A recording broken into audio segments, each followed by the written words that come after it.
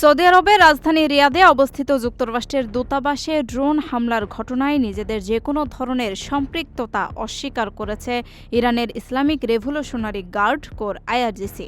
গত ৩রা মার্চের ওই ড্রোন হামলার পেছনে উল্টো ইসরায়েলকে সরাসরি দায়ী করেছে ইরানের এই অভিজাত বাহিনী। সম্প্রতি মার্কিন সংবাদ মাধ্যম ওয়াল স্ট্রিট জার্নালের প্রতিবেদনে দাবি করা হয়, রিয়াদের মার্কিন দূতাবাসে ড্রোন হামলার ফলে যে পরিমাণ ক্ষয়ক্ষতি হয়েছে তা সৌদি কর্তৃপক্ষের দেওয়া হিসাবের চেয়ে অনেক বেশি ভয়াবহ। সৌদি আরবের প্রতিরক্ষা মন্ত্রণালয় শুরুতে এটিকে একটি ছোট অগ্নিকাণ্ড এবং সামান্য ক্ষয়ক্ষতি হিসেবে বর্ণনা করেছিল।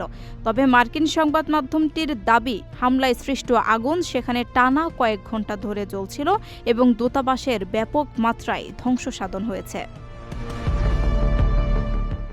ওয়াল স্ট্রিট জার্নালের এই প্রতিবেদনটির তীব্র নিন্দা জানিয়েছে আইআরজিসি। এক বিবৃতিতে বাহিনীটি স্পষ্ট করে জানিয়েছে, রিয়াদের মার্কিন দূতাবাসে চালানো এই হামলার সঙ্গে ইরানের সশস্ত্র বাহিনীর বিন্দুমাত্র কোনো সম্পর্ক নেই। মধ্যপ্রাচ্যে ইসরায়েলের বর্তমান কৌশল ও তৎপরতার দিকে ইঙ্গিত করে আইআরজিসির দাবি, এই হামলাটি নিশ্চিতভাবেই ইহুদিবাদীদের কাজ। পরিস্থিতি ঘোলাটে করতেই তারা এমনটি করেছে বলে বিবৃতিতে উল্লেখ করা হয়। এই ঘটনার রেশ ধরে আঞ্চলিক প্রতিবেশী ও মুসলিম দেশগুলোকে সতর্কবার্তাও দিয়েছে ইরানের রেভলিউশনারি গার্ড কোর।